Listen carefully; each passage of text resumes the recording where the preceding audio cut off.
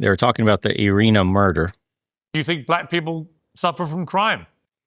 And it just goes in right away, huh?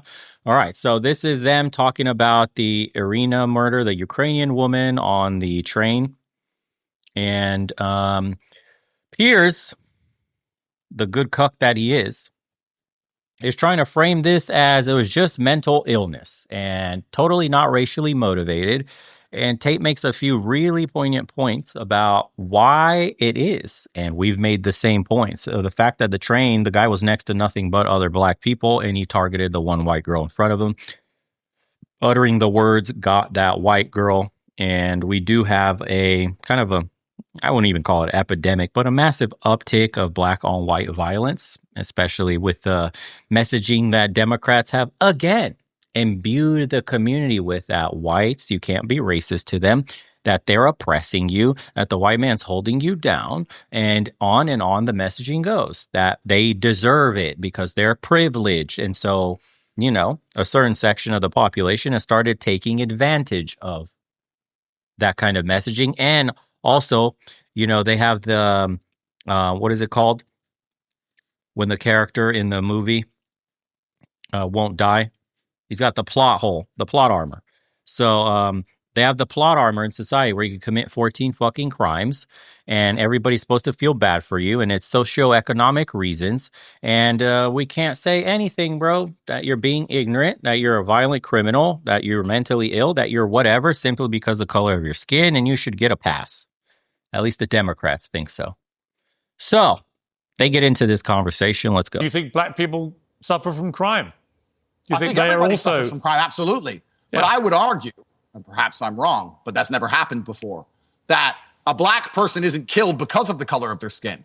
They're going to be killed because there's some other drug dealing debt for them to deal with in inner city Chicago. That young girl was killed because she was white. It was a hate crime, and she was targeted. We don't actually know that. Of course we know that. No. I'll show you how we know that. No. I know what you're going to say because I've already debated it. The reality of the situation, you had a severely mentally ill, probably schizophrenic. I don't give. I'm about to tell you. People are mentally ill. Let's deal with some facts.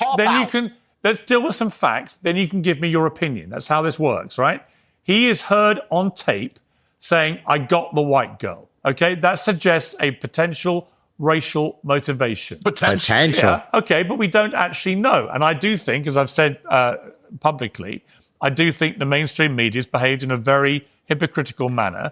If that had been the other way round and you'd had a white man killing a beautiful young black girl and saying, "I got the black girl," it would have instantly been a huge story covered by mainstream media in a very aggressive manner. The fact that this was ignored for several days was an indication to me that there was a decision taken. Of prejudice. Yeah, so I think there was a clear bias exposed in the way it was ignored. So I would agree with you about that. But I do think it's important to point out this guy had been in and out of prison 14 times, should never have been let out, but is clearly mentally ill, probably schizophrenic. We don't actually know what motivated him to kill this poor Ukrainian woman. Do. And the reason it's important is that once we do establish more information and more facts, we can make a more considered opinion. One of the issues I have with you, Andrew, and a lot of other people, is that there's always a rush to judgment. And the problem with rushes to judgment is later information may contradict what you're feeling in the moment. I remember in the riots that erupted after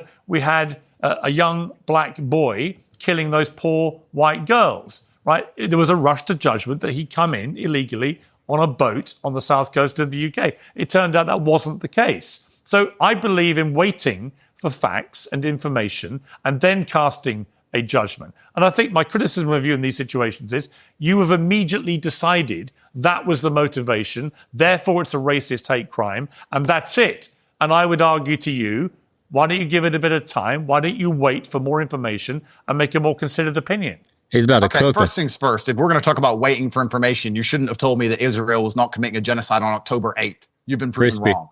That's the first thing. The second thing, He said, I got that white girl. You're going to pretend that doesn't matter as if it's not proof I didn't enough. say it didn't matter. Third thing. I said it suggests a racial motivation. Everybody who stabs somebody is mentally ill. This mentally ill bullshit, I don't know where this has come from, where someone's a criminal, but they're mentally ill. Every single person who commits murder is mentally ill. Every single person who commits necrophilia is mentally ill. Every single person who believes they can get in and out of a bank with money without getting caught has some kind of mental disorder. They're all mentally ill. I don't care about mentally ill. And here's the final nail in the coffin to your asinine argument, sir. Why did he not stab anyone else on the bus? Because he was already on a bus with 4 people and he didn't touch them. If he's so mental, if he can't control his mind, why didn't he stab any of those? Is it because everyone else on the bus was black? The first white person he sees, he kills and says, I got that white girl. And you don't believe that's enough proof for a court of law to determine that was a racially motivated attack? It wouldn't be enough proof at the moment for a court of law, no. Absolutely, I believe that. But that's because I've covered many court cases and you haven't. No, as a journalist, I just prefer in waiting for more information. By the way, so this is not enough to label this a hate crime, but that woman who called the kid an N-word, what was her name? Shiloh Hendricks, I believe it was. She's now going to jail for a year for inciting something publicly. I can't remember what the charge was, but she's going to jail. She's going to jail for saying words. They can't even charge this guy with a hate crime after literally saying, I got that white girl. Shiloh Hendricks is going to jail for words. From what I hear, this guy got not released, but he was in jail temporarily and he's now in a hospital, something of that matter. That's insane. If you don't see double standards here, if you don't think society, and I'm not condoning any of this shit on either side, I'm just saying like, hey bro, one person said N-word. The other dude literally said, got the white girl after slashing someone's throat open. You can't even properly charge him with a hate crime. And then you just take him to a hospital. He's not in prison. He's not in prison right now, rotting. He's in a hospital in a nice, comfortable bed after killing a woman. That's crazy. Black people on the bus. I think this person, who I will agree was probably deranged, although I give no merit to that, although it does not garner any sympathy from me, he clearly had something wrong with him. This person was radicalized by a leftist media machine, which blames every single thing on white people, which says that white people are the devils, that everything white people have done is wrong, that their entire history is wrong, and that they deserve the bad things that happen to them. You have no idea. You have no idea that he demonize an entire race endlessly. We're going to end up having a few idiots who act on that. But Andrew, and that's what this man did because of the media. The leftist media are complicit in what happened to this poor young girl. Actually, you have absolutely no idea if anything you've just said is remotely true.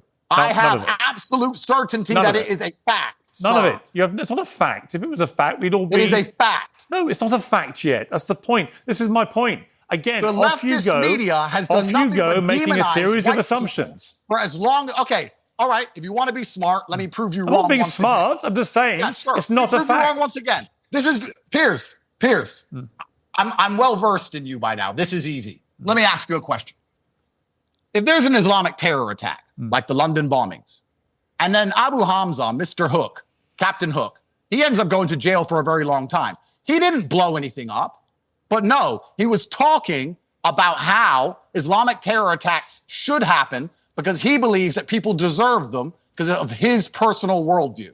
He was instigating so that some idiot would listen to him with less brains than him and then go and murder. What is the difference between that and what the leftist mainstream media is doing by constantly demonizing white people constantly and endlessly? Well, there's always going to be Yeah, if you don't see the parallels here with the trans situation in Charlie Kirk, where they feel that they're under attack, that the system is against them, that, all these things, if you don't see the parallel between that and then how they demonized and called conservative fascists and authoritarians, and how you call white people evil and that they deserve everything coming to them and that the societies they've built are all evil and built on oppression and stolen land and, whatever it is that leftists like to say.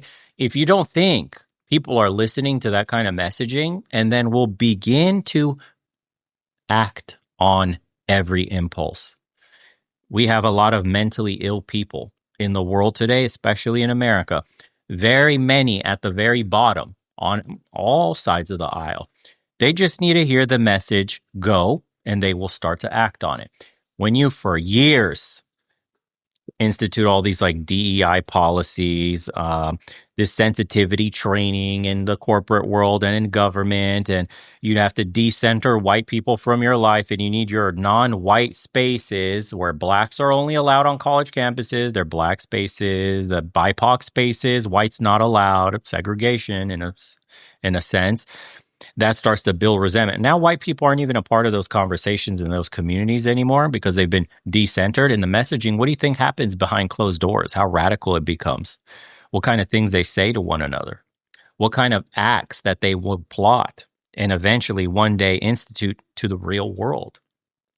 You don't think there is language that they hear in college, on TV, from the media, that it drills into their brain and they talk with their friends and one day they act on these impulses, these sick people?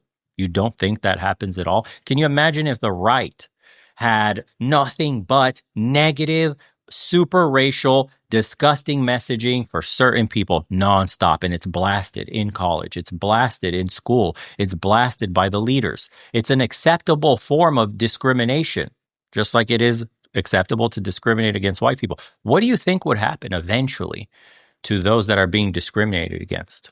Do you think there will be an uptick in violence against them? Do you think you could trace it back to all the incendiary rhetoric that's been going on for a decade, a better part of a decade now? I think so. And it's okay to admit that. Even if you're on the left, it's okay to admit that you are biased and you are most likely the exact racist you gaslight everybody else into thinking that they are.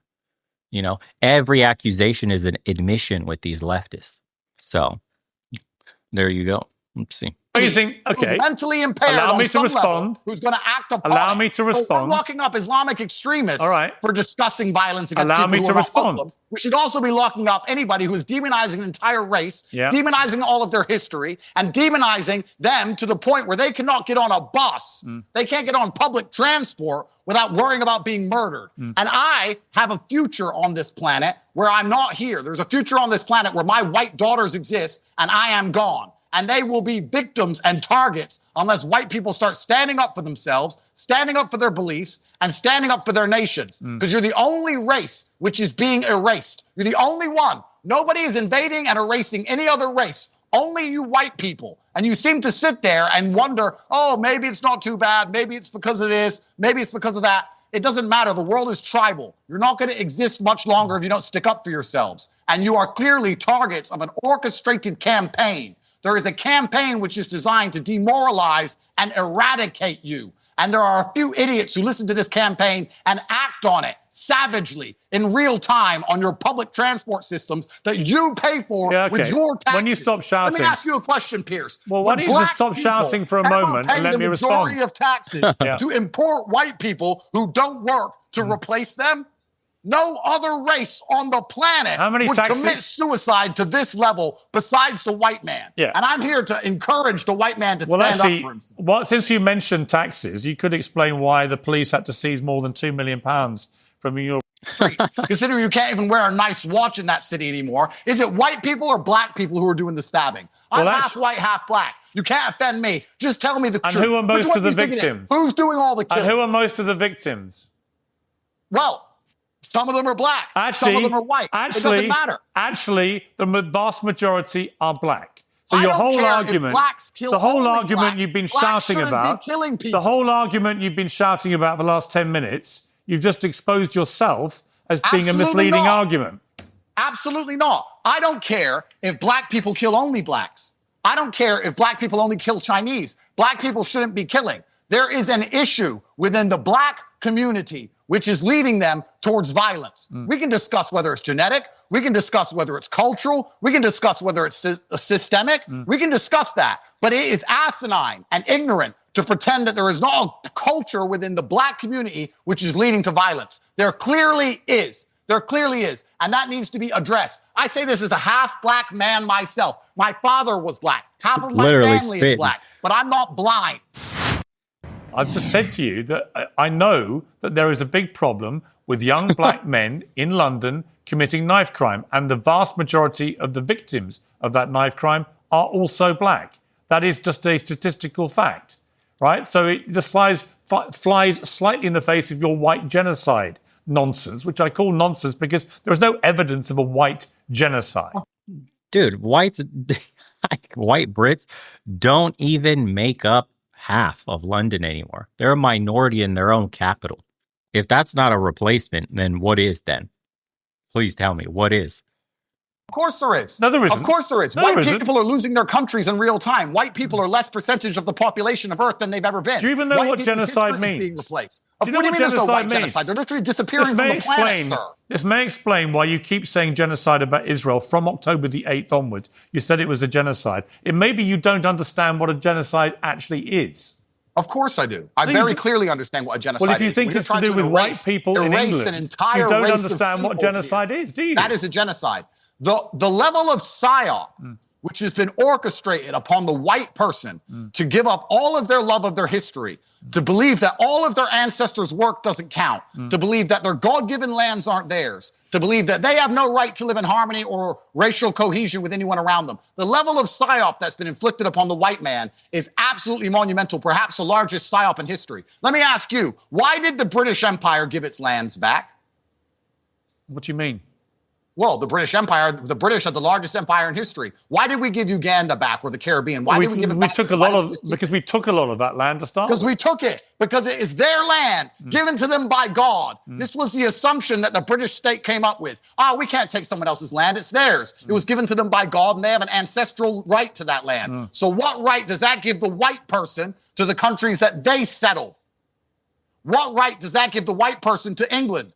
Because it's his ancestors and his land. He has a God-given right. If you're so exercised about England, why don't you come and live here? Well, I intend on being your prime minister soon, Piers. Well, you're going to find that quite...